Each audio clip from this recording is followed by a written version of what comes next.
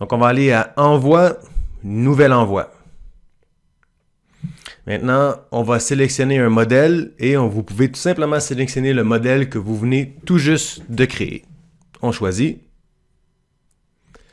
Et là, évidemment, vous pouvez tout changer, parce que le texte sera pas le même, le contenu ne sera pas la même chose à chaque envoi, mais vous pouvez réutiliser vos modèles.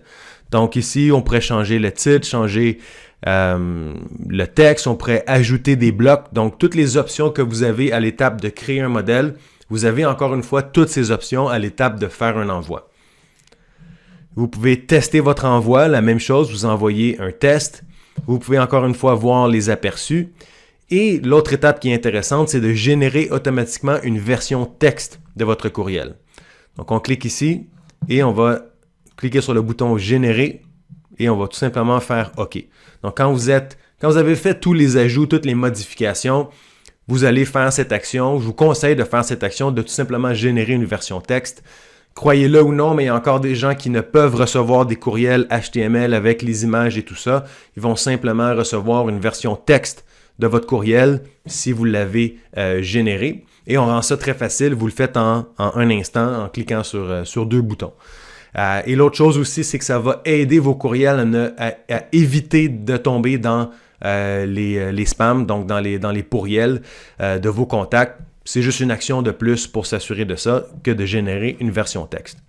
Donc, quand vous êtes prêt, vous avez testé votre envoi, tout est beau, on continue.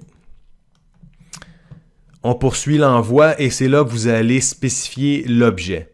Donc, vous allez dire peut-être quelque chose comme trucs et astuces pour blablabla.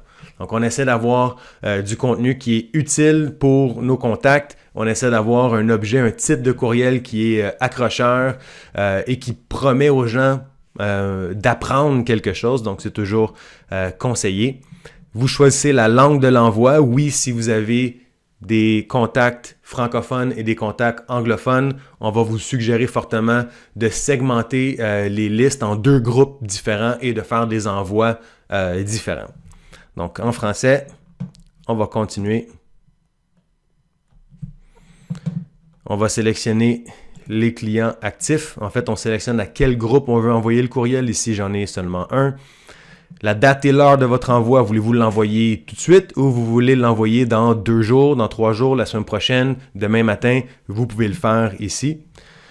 Le nom de l'expéditeur, donc ça pourrait être quelque chose comme Antoine de Cyberimpact. L'adresse d'expéditeur, si vous en avez plusieurs, vous allez pouvoir en sélectionner une. Et l'adresse de retour, l'adresse de retour, c'est si vous avez des gens qui répondent au courriel que vous allez leur envoyer, à quelle adresse vous voulez que la réponse soit envoyée. Donc, assurez-vous que ce soit une adresse que vous pouvez consulter. Google Analytics, si vous avez Google Analytics sur votre site web et que vous avez des liens vers votre site web dans votre envoi courriel, ça peut être intéressant. Si vous ne savez pas c'est quoi, juste pas le sélectionner.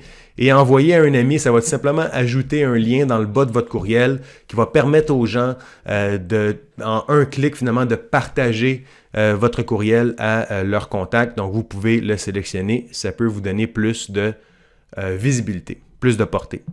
Et ensuite, on fait suivant et on fait envoyer.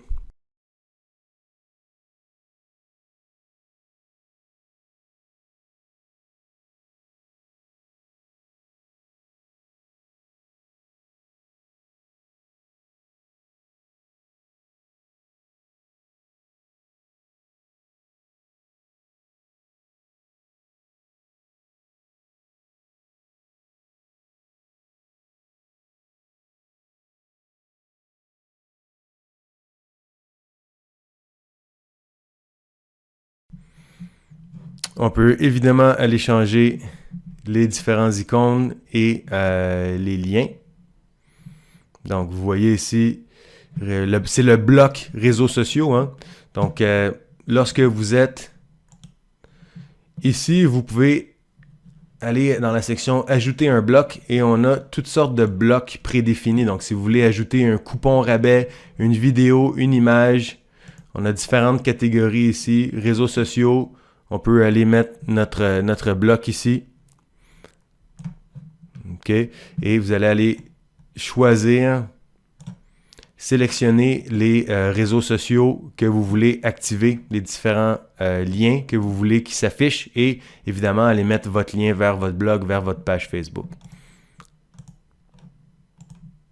Donc, c'est ce qu'on a fait ici.